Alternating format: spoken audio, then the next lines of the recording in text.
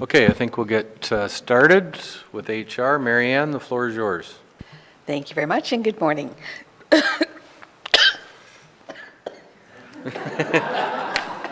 Very exciting.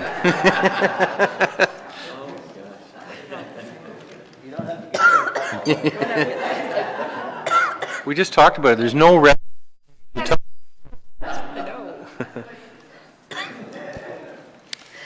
Just start off, as our CAO had already mentioned, I would provide an overview of some of the wages and benefit assumptions that have been included in the process of developing the 2017 operating budget. And so communicating this information will assist Council and the public to have a better understanding of the forecasts and the fiscal increases related to those costs. So the county staff compensation packages, as we know, are either non-union or union. So the salary assumptions can be referred to on our 2017 budget model allocations document. As we know, council has already passed and to be reviewed one more time, a non-union 2% increase cost of living adjustment. And then the other assumptions are either based on collective agreements that have already been negotiated. So the Unifor that had expired at the beginning of the year has been ratified as of June 23rd. And so we know that that increase is 1.75 for 2017. So we know that holistically, the salary and wage budget can increase or fluctuate from year to year due to a number of factors. And so some of those factors include the cost of living increases, collective bargaining agreements, increment steps. So if we've approved, for example, a 2% non-union cost of living increase, there are those individuals that are not yet at job rate. So typically the spread between each step for the non-union group is a 3%. So those departments that have individuals in their departments that are not at job rate are experiencing a 3% increase in addition to the cost of living. And so that's why you'll see generally the number for the wage piece being a little bit higher, because we're realizing savings by not having people at job rate, but it does have an effect on those percentages in the budget. There are also things like predetermined leave days, which is one of the compensation benefits that we offer to people. Also increases in vacation entitlement because we provide more vacation as service increases at the county. Percentage in lieu, overtime, number of projected contract staff to provide coverages for absences such as maternity and parental leave, the number of seasonal roles that are required, and also planned training.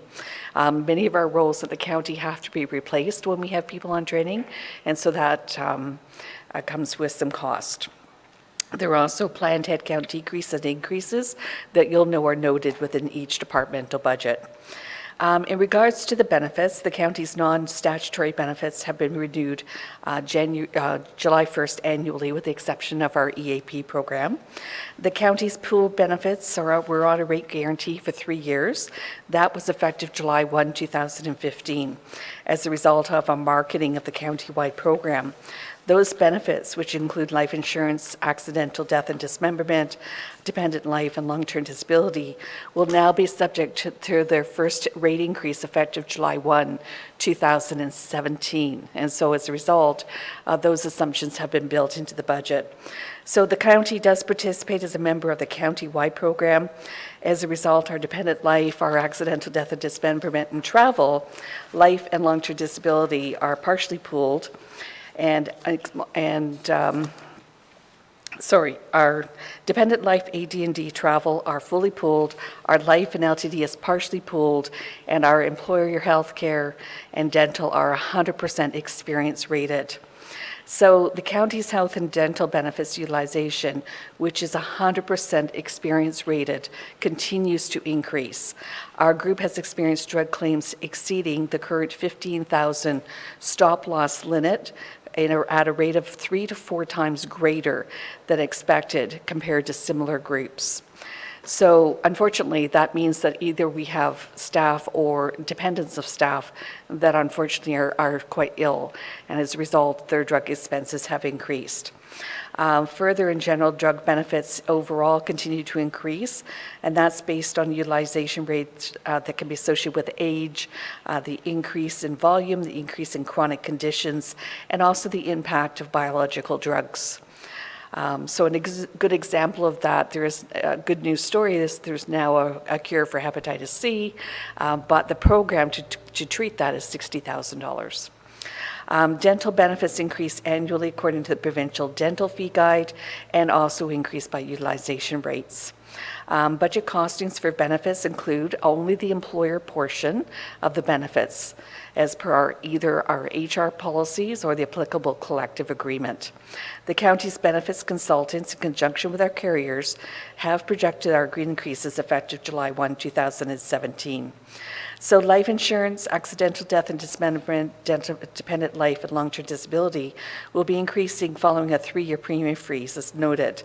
Life insurance AD&D are projected to increase 5%, and long-term disability is projected to increase at 10%. Extended health care, dental, and semi-private benefits, as noted again, are expecting an increase, and the budget includes 11% for extended health care and 6% for dental, and a 0% increase for semi-private. These increases have been built in halfway through the year as they're effective July 1st, and so you'll note there's a 5.5 for employer health care and 3% for dental. Our employee assistance program renews December 1, 2016. At the time of budget preparation, that number was not available. That number is now available, and there will be a 10% increase in those premiums. We also have statutory benefits over which we have no control. And so those statutory benefits include things like Canada Pension Plan, unemployment insurance, employer health care tax, Workplace Safety and Insurance Board, WSIB, and of course our pension plan, OMERS. Government rates and ceilings have not been finalized and are not expected to be finalized until the fourth quarter of 2016. However, we have built in projected increases in those rates and ceiling levels. We know that there's going to be rate increases in all benefits with the exception of OMERS. OMERS will not experience an increase in rate. However, they align with the CPP maximum, and therefore there will be an increase in the ceiling. And again, this information was contained in the department head's document, 2017 budget allocation documents. So we do see overall the county and benefits as per the draft budgets being presented both today and October 6th, an increase overall in salary and benefits at 4.95%. Any questions? Thank you. Comments, questions?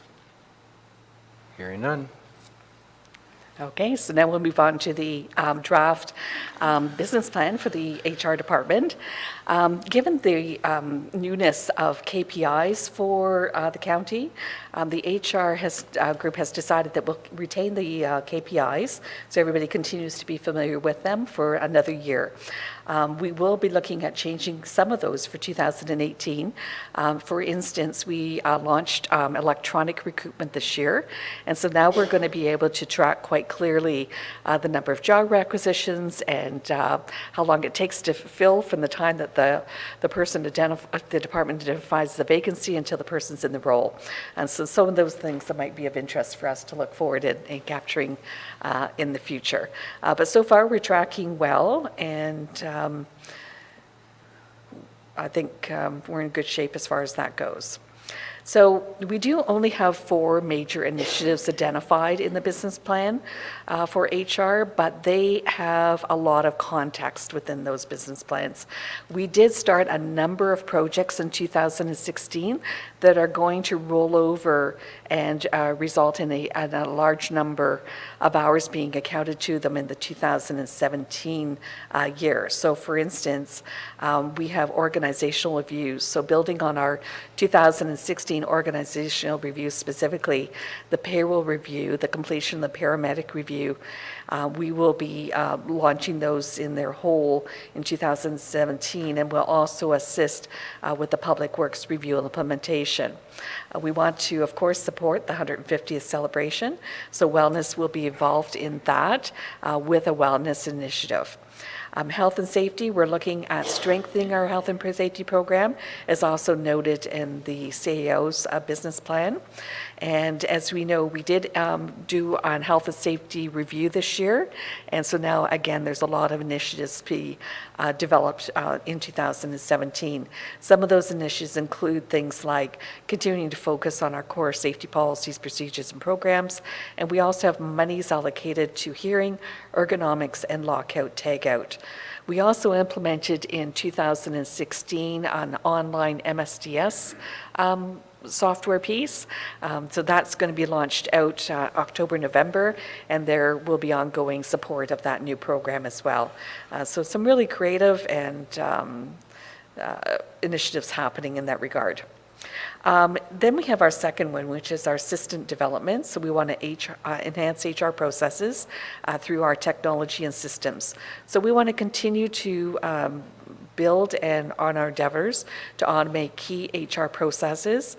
We did automate quite a few in 2016, including a scheduling module that has had a huge effect on our paramedic services, and then will have even a greater effect on long-term care going forward. We want to continue to develop our HR branding to align with the new county branding, and we want to increase and leverage our internet and intranet functionality. So as corporate services have already identified that as an initiative, we're going to be basically taking on to that. Under number 3, we want to manage our workforce risk, and so we want to align our non-union compensation practices with the completion of the job evaluation pack equity and market review processes. We want to align our job descriptions with the aid of updated job information questionnaires, and we will be seeking a software solution to enhance existing appraisal system with the integration to Avante to build on our framework and support the effective performance management program. The review of the terms and conditions of non-union employment contracts to ensure legal compliance, competitive and consistent approach, and continue to build in labor relations with staff and unions in support of executing collective agreements.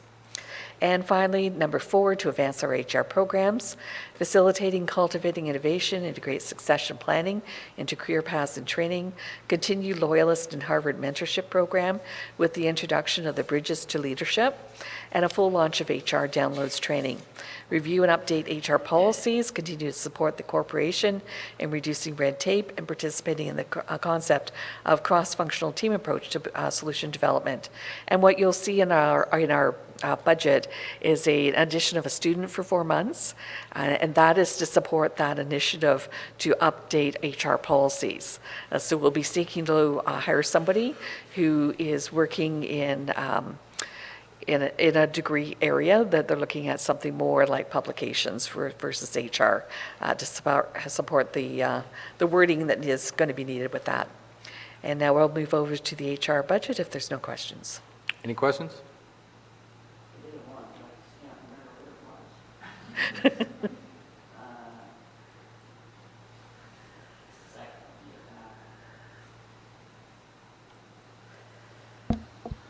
I might have missed it.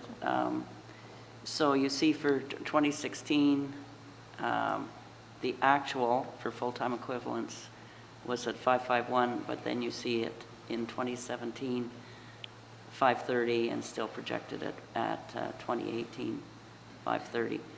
So I maybe missed it. I was just wondering what the difference was. You'd think headcount would be an easy number to count, wouldn't you? 1, 2, 3, 4, and we have that number of people. But this actually looks at the full-time equivalent. So we look at the number of hours that they're working. It's an estimate based on what we're seeing in the budgets. Until we get an actual adopted budget, it's going to be hard to really button that number down. So we basically take the number of hours people are anticipated to work and divide it by full-time hours to get that calculation. So we don't see any major change in headcount other than the headcount increases that are being asked for by the departments, as you see, that will go through. that 551 full-time equivalent is just kind of an iffy number, and so your actual number is really 530 for full-time equivalents? Correct. It's just with temporary staff or fill-ins? Seasonality, Yeah. Yeah. Okay. it's a bit of a moving target. Yeah. Other questions? Okay, we will move on to the budget. Okay. So I have the fortunate position of delivering something without red, a budget without red. And in fact, all of our categories are in green with the exception of one notable one under health and safety. The reason that the health and safety is there is that we are expecting our reinsurance to go up by 5%. That was an estimate that was provided through the purchasing department based on their estimate at that time. So we haven't received that exact number at this point, so we wanted to make sure that we built that into the budget. So we'll go down to, that's where it gets interesting.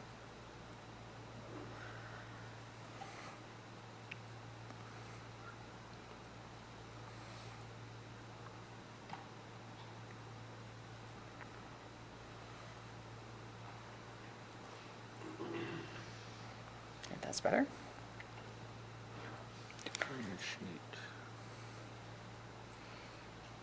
It's kind of hard for me to go through. So we do have, as we know, adjustment to base maintained services, provincial legislative growth council priorities and service initiatives. In the HR budget, you'll see only adjustments to the adjustment to base, maintained services and service initiatives. We do deliver 3 different departments. So we have health and safety, HR, and wellness. And the majority of the changes are in the HR budget.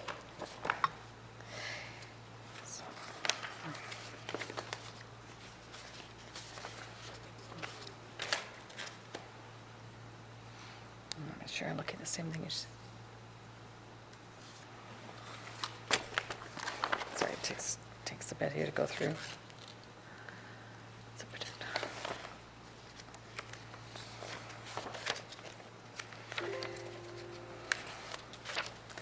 Okay, so what we're looking at as far as changes go into HR is we're looking at a one-time change, and this is what's put the HR budget to the credit position, is a recovery from paramedics.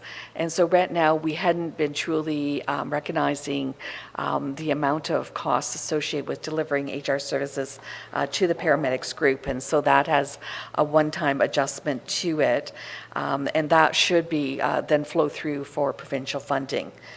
So that's why we're in a good position for this year. We also had monies in the HR budget in 2016 for a one-time transfer for our payroll review. And of course, those monies are being not retained in the 2017 budget. So again, that does give us a credit. We have removed our municipal funding that we had built in. We haven't been delivering services in either HR or in health and safety to other municipalities, and so we don't want to rely on having that revenue come in. So the $2,000 has been removed. We now have paid the municipal membership for the county that previously was divided up among departments. It's a lot of work to do that, really not very cost effective. So we have adjustment to base of $2,000 for that. Our Whiteman cost that was being charged to us has been transferred over into IT, and so we won't need that ongoing expense either. We do have a software maintenance increase of 5%. We also have an increase in social services interdepartmental transfer to our credit, and then some capital adjustments as well. And we've built in $10,000 to undertake the retiree benefits actuarial evaluation. So overall, we're in a credit position of $157,711, as you can see from there, so a negative 10.2%. Under maintained services, we do, of course, have our salary increases and our benefit increases and our WSIB ceiling increases projected. And we do have a reduction in some of our other accounts based on the trending from our 2016 budget. So we have taken reductions out related to conferences, miscellaneous, consulting services, reduction to legal, transfer to IT reserves, and also transfer to reserves for a total expense of $25,287. There was a transfer of the $5,000 that sat in the HR budget for a WSIB consultant, and that money has been transferred over to the health and safety budget. It's not that that expense has gone away, it's just strictly a housekeeping item. And as I mentioned before, we only have one service initiative that's going to cost money in the operating budget, and that's for a student for 4 months, and the total of that is $10,963. So overall, you can see there's like a 2.8% increase in our budget in HR that is offset with a 13.5% transfer of monies into the budget.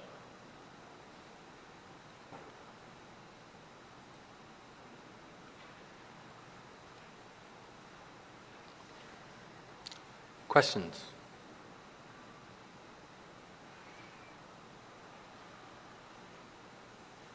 Hearing none. Great. Good. Thank you very much. Thank you.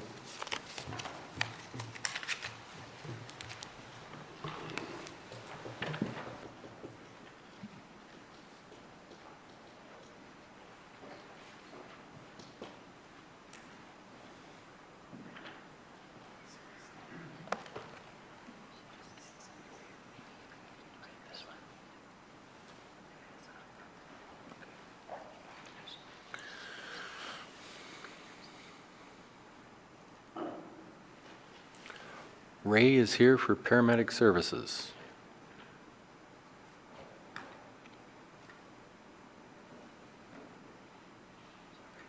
That's okay.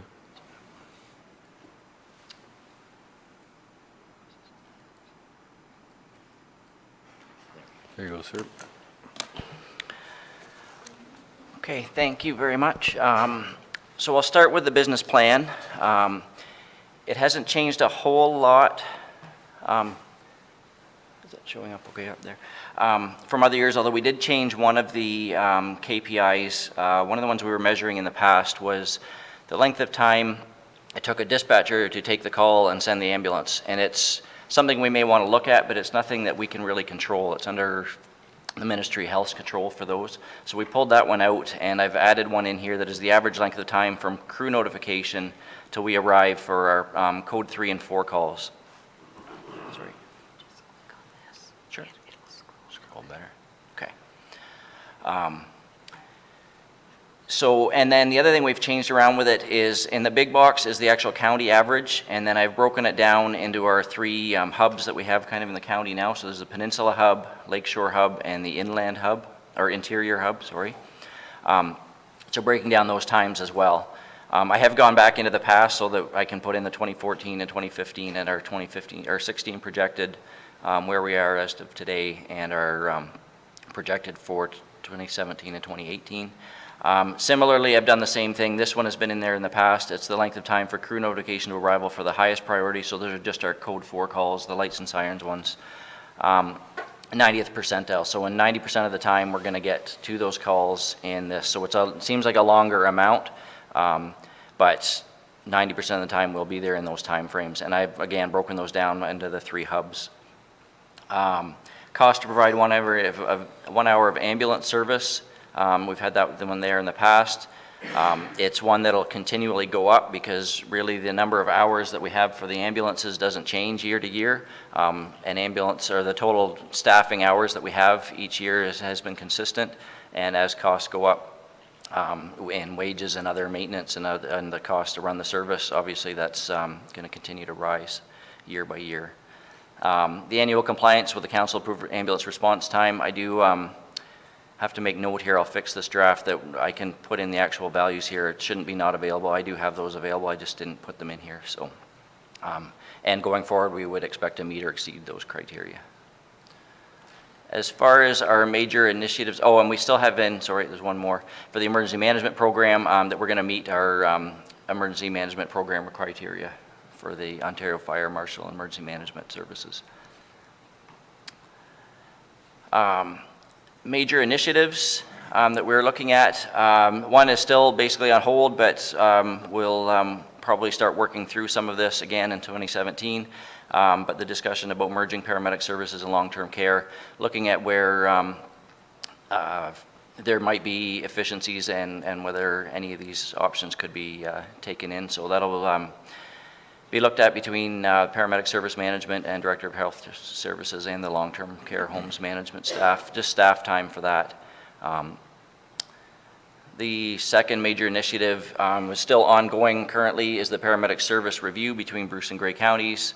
Looking at any efficiencies there. The consultant has been hired and they are currently working on it. We expect a report probably mid-November. So once we have that and then can determine what sort of recommendations are there, we're looking at Q2 of 2017 to implement anything if there are any. Third major initiative is our 2017 ambulance service review. The Ministry of Health comes in and does a review of the entire service every 3 years. We're scheduled again for next year. Last time they were in, it was middle of April, I believe, so we're kind of anticipating that again. We usually get a notification 90 days in advance, so we'll know a little bit better after January if that's officially when they're going to be coming in. Fourth initiative is to try and develop a 5-year strategic plan. We've never really had a full strategic plan, more long-term type of thing, so it's something to start building on, seeing where the service needs to go, and we'll take into account any of the operational review recommendations and the Grey Bruce study and long-term care merger sort of discussions into that as well. Port Elgin Station temporary lease renewal. We will have a report coming forward next week just to bring this to the forefront a little bit more again, but work will have to be done in 2017 to get a longer-term solution for the Port Elgin Station. There's a different location for another lease, whether that's within the county or share within Port Elgin if there's another lease building, continuing where we are, or looking at some sort of build project or sharing with another service. We'll look at all of those options. We want to continue some community paramedic initiatives, continue with the ones that we are doing, and looking for any funding opportunities for expansion. Right now the ministry has committed nothing for any funding for any extra programs. We'll see, there are studies ongoing, whether they see that there's any recommendations and money could be available there. We want to take advantage of them if they're there, but as of right now we'll just keep investigating that, working with the LIN and seeing what money we can get from them. 7, develop a wellness plan, including post-traumatic stress disorder prevention plan. It is an overall wellness plan for county staff, but there is legislation out there that the Ministry of Labor has put in that we need a specific PTSD plan for paramedics. It can be built into the county wellness plan as long as we actually recognize it there. And we need to submit something to the Ministry of Labor by the 23rd of April, so there's a bit of a deadline on that one as to how we're going to deal with these sort of issues. And emergency management, we're looking at the county emergency plans, CMC and all departments, just reviewing those again next year is probably a good idea, and we'll work through Q2 of 2017 to make sure emergency plans are still up to date. Exercise here on Resolve, as most of you are probably aware, happens next week as well. So we would expect the final report from that to come out December, January, and we'll see if there's any recommendations there that could be implemented into any of our county emergency plans from that as well. For some capital initiatives, just building on our capital plan and trying to stick to replacing ambulances every 6 years. We need to replace 2 ambulances and one of the emergency response vehicles next year. So that's built into our capital plan for next year. Another major initiative is to upgrade our stretcher system with a power assist loading system. There are a couple options out there.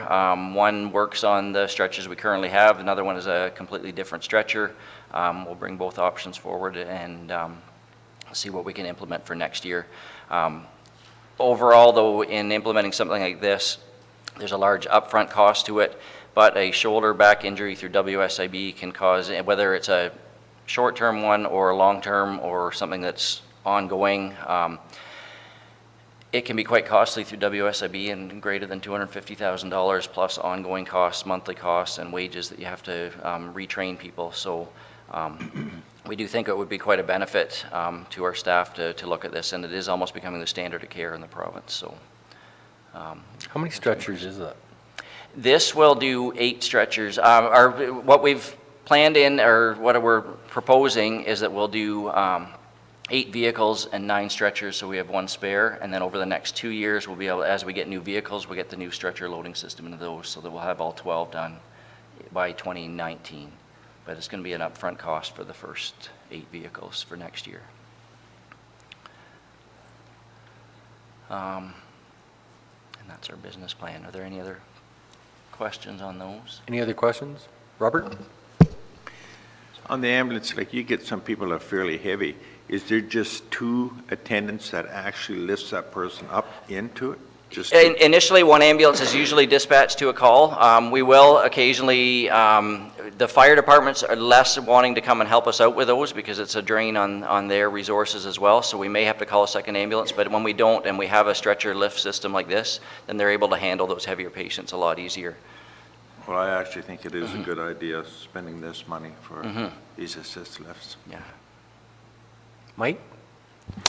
Thanks, Mr. Warden. Just when I look at the key performance indicators, there's just a question. You see, when you've broken it out into the 3 different areas, your response times, and it begs the question of what would it take to make those all across the county about the same?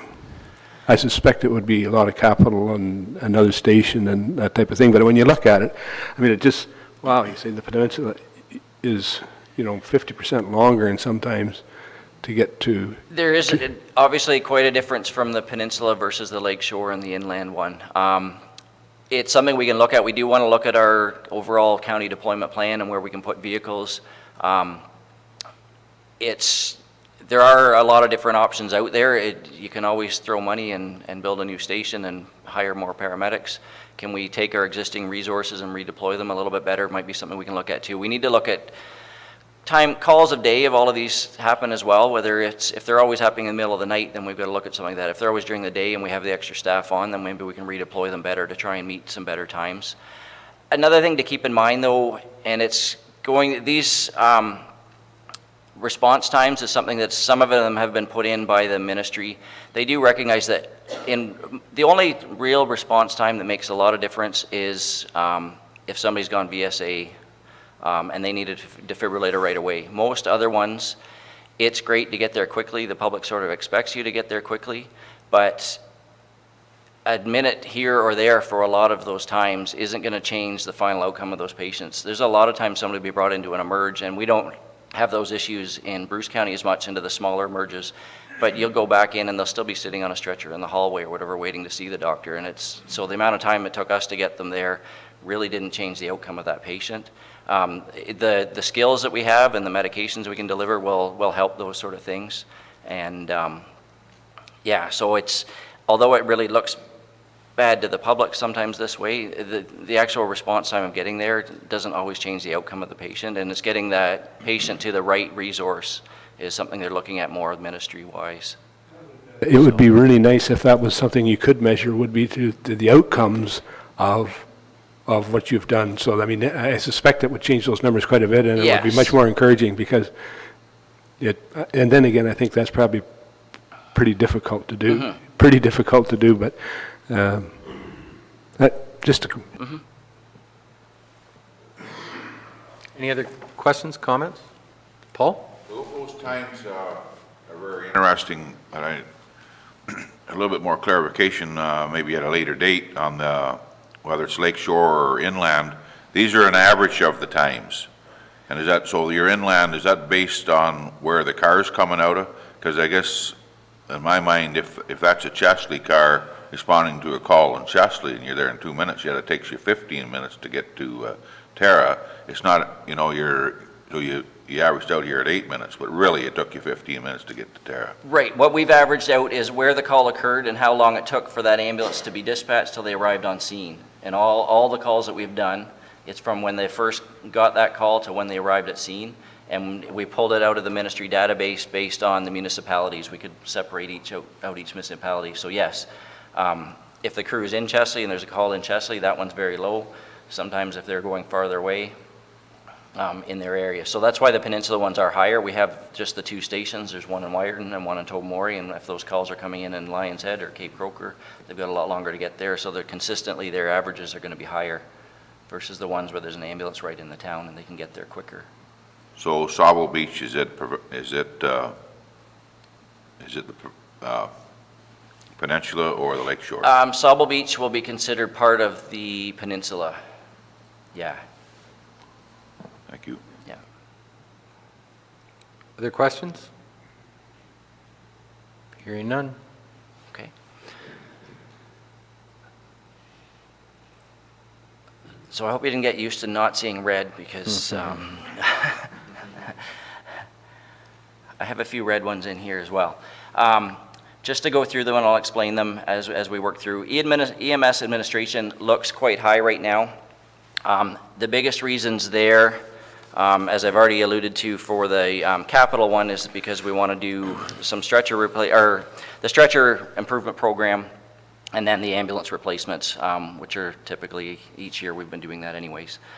Salary seems quite high, but I'll explain that in a little bit more detail, but Marianne's already alluded to it as well. We've put there's a higher cost there, which falls under the salary lines when it gets put into here, which makes this number look quite a bit higher. As far as the paramedic operations side, everything basically is in the green. We're doing fairly well. Overall salary increase of 2.1%, and everything else about 1.8%. I'll be able to go through some savings in those areas as well. Emergency measures looks quite high as well. We didn't take anything out of reserves, and we're trying to put a little bit in, and it's a very small budget line. It's about $40,000, so you make a few changes in that, and it doesn't take long to get up to 295% appearance of an increase there. So if I go to the, total department.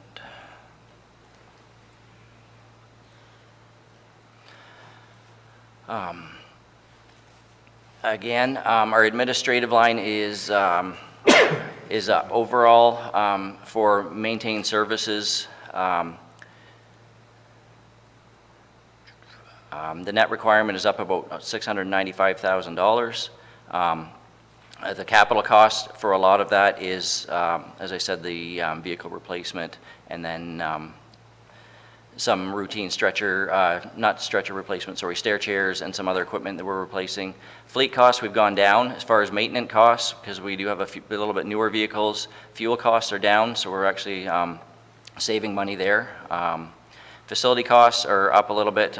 We've got to renegotiate some leases. There's some increases. Utilities costs are built into that as well. So that one is up about 14 for an overall.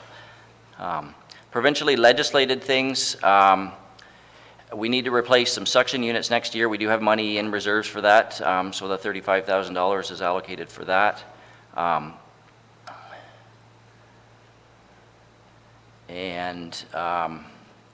Sorry, the growth, the $290,000 is the actual stretcher replacement program that we're looking at. For that one there. Service, I've already mentioned some of the fleet costs and things that have gone down for service initiatives and savings. I'm going to go into the different programs to try and explain these a little bit more. We do have the 3 programs. Is that not showing up big enough? Enable editing again, sorry. Okay.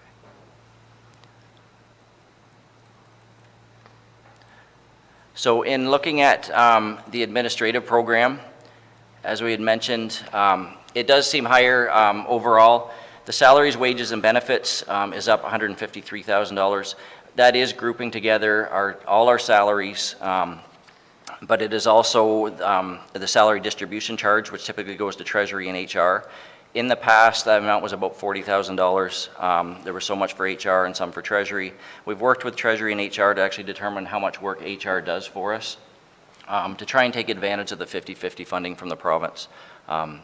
So we've put into our line, and then it's decreased Marianne's line. So it does kind of counterbalance itself out a little bit. The remaining part of that $101,000 is the salaries increases. It is slightly higher than the 2% because we do have a couple shift superintendents that are moving up the wage grid, and they've got more vacation next year, and they do require backfilling when they are working. Benefits are up a little bit, and WSIB amounts for us and for the operation side for the paramedics. We've changed, again, to take advantage, hopefully, of some provincial funding. Before we were paying the 2008 rates, we've increased that to 2016 WSIB rates on their scale, so it's a little bit more. So that accounts for the salaries and wages. Staff-related costs are down a little bit. The conference we aren't co-hosting, we didn't need as much money this year, so there was an increase last year because of that. Contract services to maintain services are only up slightly at $800. That's for some IT services. Also under contract services, one of the service initiatives, new hires, we are doing the behavioral testing, so that accounts for some of that. And then also for the wellness initiatives, we're anticipating some cost in there as well for trying to work through the WSAB or the PTSD programming and stuff, and any costs we may need to help build into a program. Contract services, next one down, materials at $34,000. Primarily cost is cross-border billing increase. Again, those are going up. We have more calls in the south and the Lucknow area. There were higher costs this year, so we've increased that slightly.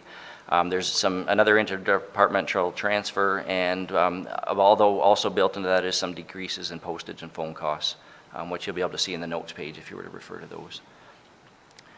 Transfer to reserves, $206,500, which is up about $100,000. Primarily that $100,000 is for the building reserve fund for next year. We're trying to start building that up in any anticipation of whether that's Port Elgin or another station down the future that we don't have a reserve fund for that yet.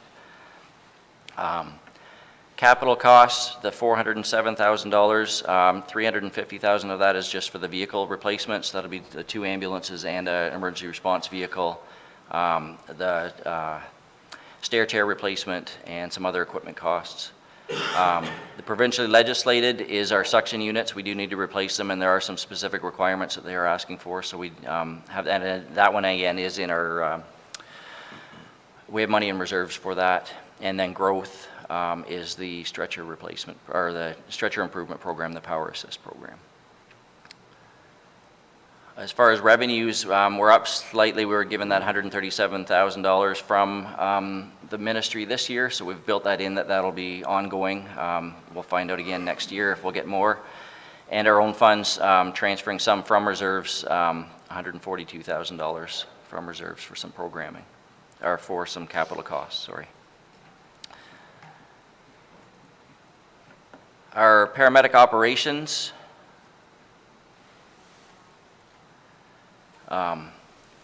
most of these are all, again, maintained services, and most of them have actually kind of gone down. Some fleet costs as far as maintaining services. So we've lowered the amount for what we are, sorry, excuse me, the right size.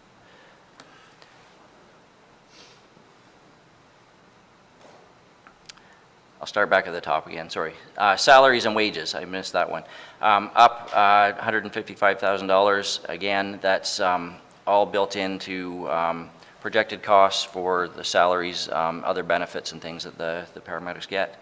Staff-related costs up about $10,000, some more training initiatives, and to implement. We do have some more changes for training. There's provincial standard has changed, and we've got some ongoing costs to get people to do those. There's a new BLS patient care standard, so we need to make sure everybody's up to speed on all of those.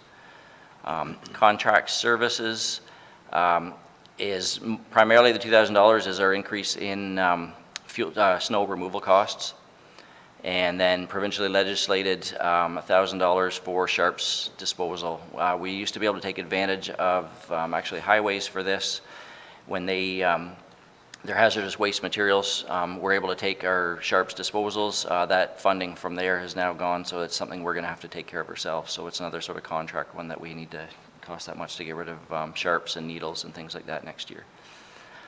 Materials to maintain services up slightly. That's just in general our equipment and bedding, linen, and things like that. Fleet costs, I mentioned, had gone down for our maintenance costs for vehicles. They are newer vehicles. The gas vehicles cost less to do oil changes, so we were able to save some money there. And then the other service initiative and savings is the actual decrease in, actually, I'm sorry, got that backwards. Maintain services is down because fuel costs are down. The service initiatives were able to decrease the maintenance costs for the vehicles. And then facility cost is our increase in some rental fees that each year and renegotiation fees, as well as some repairs that are needed in a few of the stations. And then the last program is just the emergency management. And as I said, it seems like a large increase, but we're not taking any out of reserves. There's a slight increase of $4,000 for contract services. This had been overlooked, I believe, numerous years for the actual conversion of US dollars to Canadian dollars for the Web EOC program, so we've got it in here this year so we don't run into that again. And then transferring some into reserves for laptop and radio replacements in the future. And those are the three programs. Thank you, Ray. Questions, comments? Milt? On administration, Yeah. right, I go to salaries and wages, Okay. which is, you're asking for 1.387? Yes, in total. Which is, It's an increase of $153,000 over last year. yeah, As I said, 101,000 of that goes directly to HR for the services, so it's Okay. really just an increase of about $53,000. the other question is FTEs, so that you have 4? FTEs 4. That should be 8. It's That the looks much better. yes. I thought you were overpaid for No. that. That this accounts for the vacant chief position, 2 deputy chiefs, the administrative coordinator, and then the Yeah. 4 shift superintendents, plus the backfilling of those 4 shift superintendents. Yeah. Other How questions? I missed that one, actually. Hearing none. Oh, Thank you. you.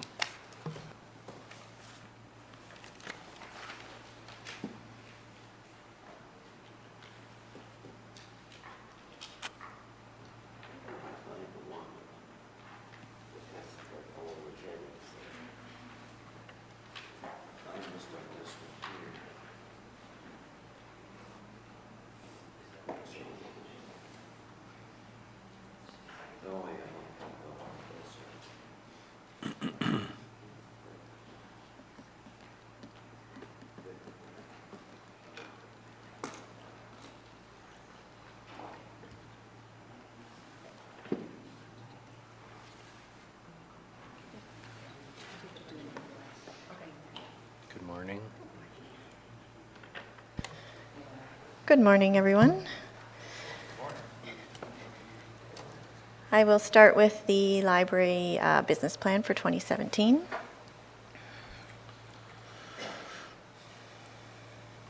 So the KPIs that we will look at for 2017, the categories will remain the same as the 2016 KPIs. We project small increases in our programs offered, our program participation, our circulation of items, visits to our website, online catalog, our followers on social media. We are looking at keeping use, projecting the use of our databases at about the same as 2016. We've had ministry funding cut for our databases, so we'll likely not be increasing our databases, so we're going to project the use as the same for the existing number that we have. And staff training hours, we had projected 400 for 2016. We only have up to Q2 for 2016, so I'm not sure if we'll meet that, but we're projecting 300 for 2017 just because of the costs related to staff training and salaries for that. So those are the KPIs. Excuse me. We have 4 major initiatives for 2017. We have a strategic plan check-in. So the library strategic plan will be about halfway through in 2017, and we had committed to check in with the public to see how we are doing. So we will utilize current staff time to engage with the public, to find out through surveys, questionnaires at our outreach events, and a scorecard to see how we're doing. We anticipate approximately 200 hours of staff time, and that is existing staff time. Project number 2 is phase 1 of a bookmobile project. So we will be looking at, in phase 1, doing the research phase of this large capital project, and looking at coming up with a project plan and a budget plan for this. So this will be phase 1, which will utilize about 100 hours of staff time, and that is existing staff time that would be absorbed. Our third project is outreach. While library staff already engage in outreach activities throughout the year, we will focus on outreach to the business community, to seniors, to newcomers, and to community agencies involved in employment services. This is something we've identified in our strategic plan as well, so we will focus on that for 2017.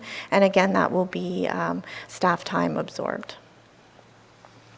Our one capital project is early literacy stations. We currently have 2 early literacy stations, one in Sauble Beach and one in Chesley. We plan to purchase 4 more stations in 2017. And if you're not familiar, the early literacy station is designed specifically for our youngest patrons, age 2 to 8, and feature over 4,000 learning activities. So they're not connected to the internet. It's a safe environment, and they can engage with all kinds of entertainment programs around math, science, nature, social studies, geography, etc. So the plan would be to purchase 4 of those, and they are approximately $3,500 each, and this would be funded from a capital reserve. And that is the business plan. Questions? Mike? I have a question around the literacy stations. I haven't seen one, so is it a software or a hardware piece of like a computer or a... Yes, it comes to us as a standalone station, so it's a hardware and software. It all comes together, and we just plug it into the wall, and away we go.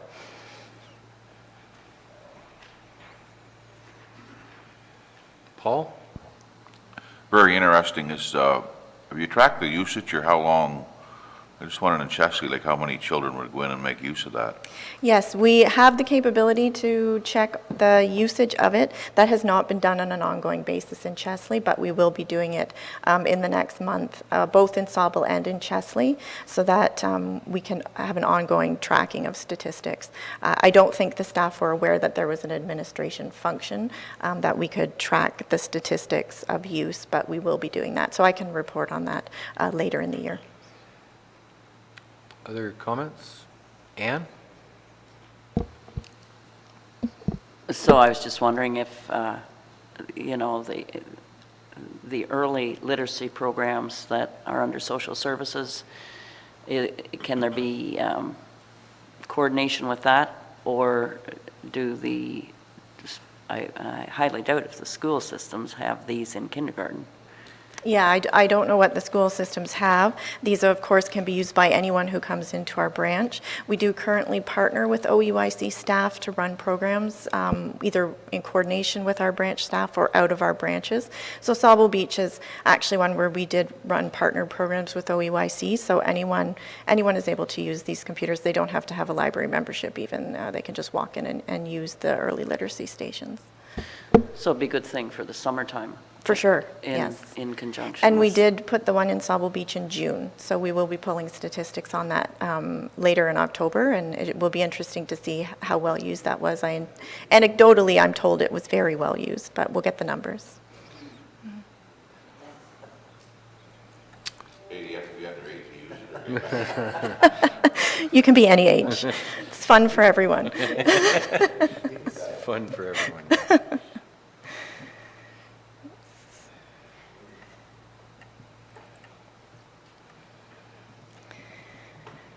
Okay, moving on to the library budget. Oops.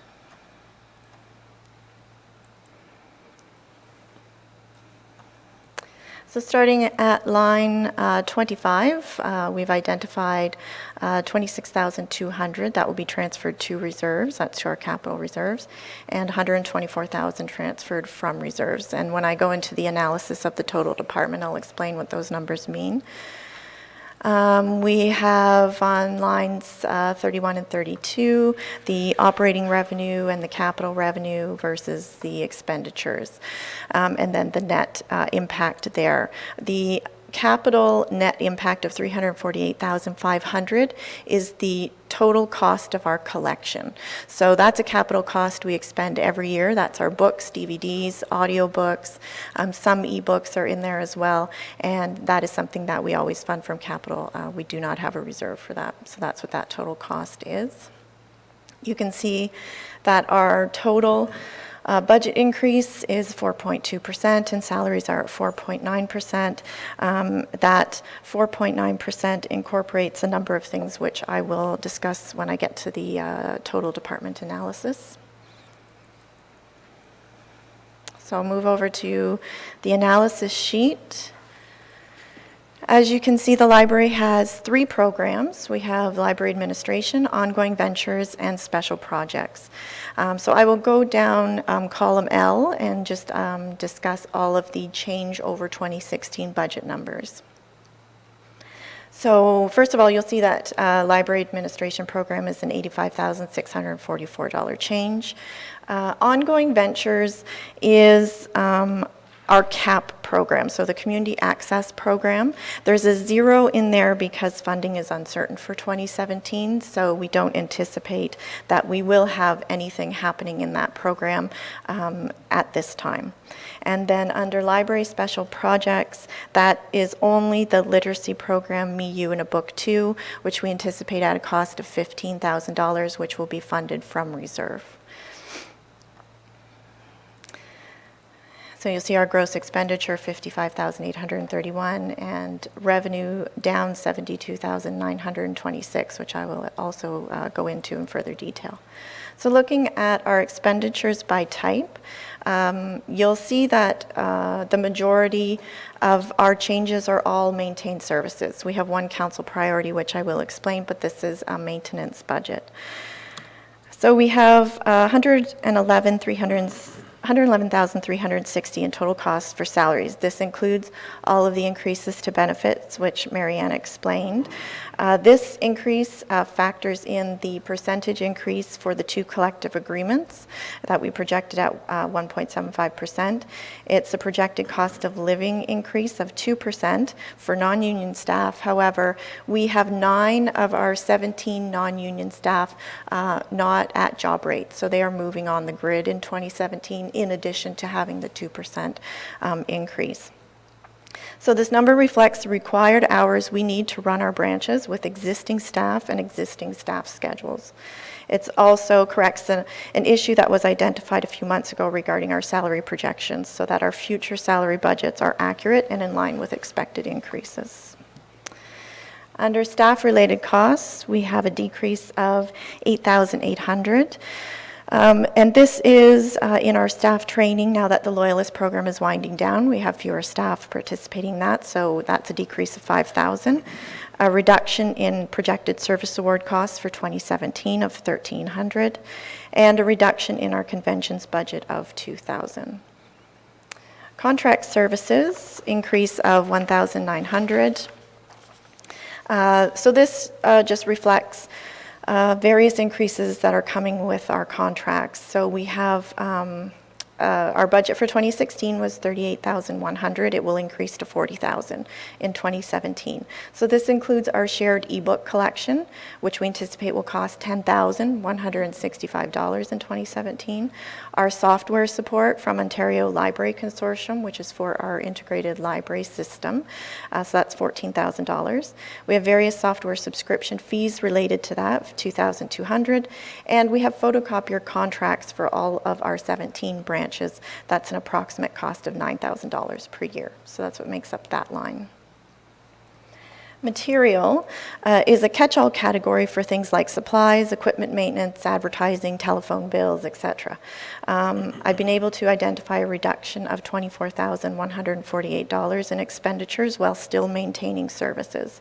And this reduction is attributed mainly to lowered costs for printer toner, computer supplies, and maintenance and repairs to equipment.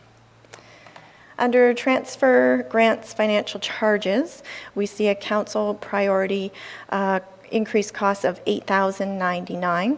This reflects a proposed 2.5% increase in rent paid to municipalities.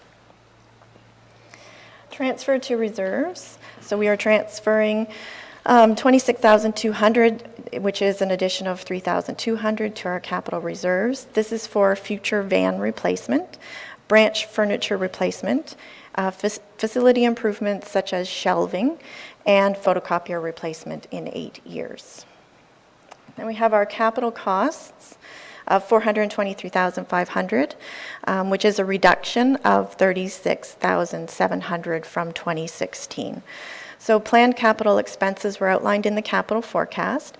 This includes, as I mentioned, the $348,500 that is for our collection, books, DVDs, audiobooks, and includes the processing and cataloging fees. The other expenditures are in IT hardware, software, and building furnishings. Fleet costs remain unchanged for 2017. Facility costs refers to the costs associated with the library headquarters. So we have a small increase of $920. However, the overall facility costs are $95,340.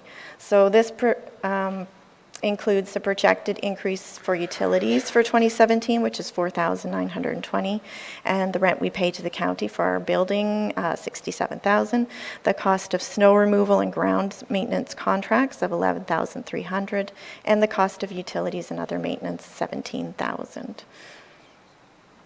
So we have a 1.6% increase there overall. And then moving into our revenues. For the provincial revenues, we are anticipating $188,487 for our public libraries operating grant. This number has been the same for over 20 years, so we don't anticipate it will change for next year. The reduction of $24,813 reflects the loss of capacity grant. So the ministry it says it's still pending, but we are not sure of the funding for 2017. So I've budgeted assuming that it is not available, as they have yet to announce whether it will be or not. Of our own funds, this refers to revenue transferred from both operating and capital reserves to offset our costs. The reduction of $42,013 means that we are pulling much less from reserves than we did in 2016. Pulling much less from reserves is more sustainable than what we pulled out in 2016. The $124,000 showing includes $34,000 from the operating reserves to offset the costs of our internet services to our 17 branches, which is $14,000. And it offsets database costs of $20,000. This includes the $75,000 in capital reserves being used to offset our capital costs, and it includes the $15,000 from operating reserves that we will use to fund the literacy project, MeU, and a book too. Fees and services. There will be a reduction in revenue of $2,600, which reflects the end of a connectivity grant that we were getting from Southern Ontario Library Service. That grant will end in 2017, therefore reduced revenue there. Donations, we don't anticipate using donations to fund the MIU Book 2 project. In 2016, we had budgeted $5,000 in donations to offset the program, so that's why you're seeing a negative $5,000 there. And under fines, we don't anticipate any change in revenue. And under other, we have an increase of $1,500 anticipated because we are now doing 2 used book sales at headquarters in order to raise revenue. So that's a total of $8,500 in revenue, and that is from used book sales, sale of merchandise, and lost or damaged material fees. So that brings us to the 4.2% increase, driven mostly by the salary and benefits increase, and the reduction in revenue. Questions for Melissa?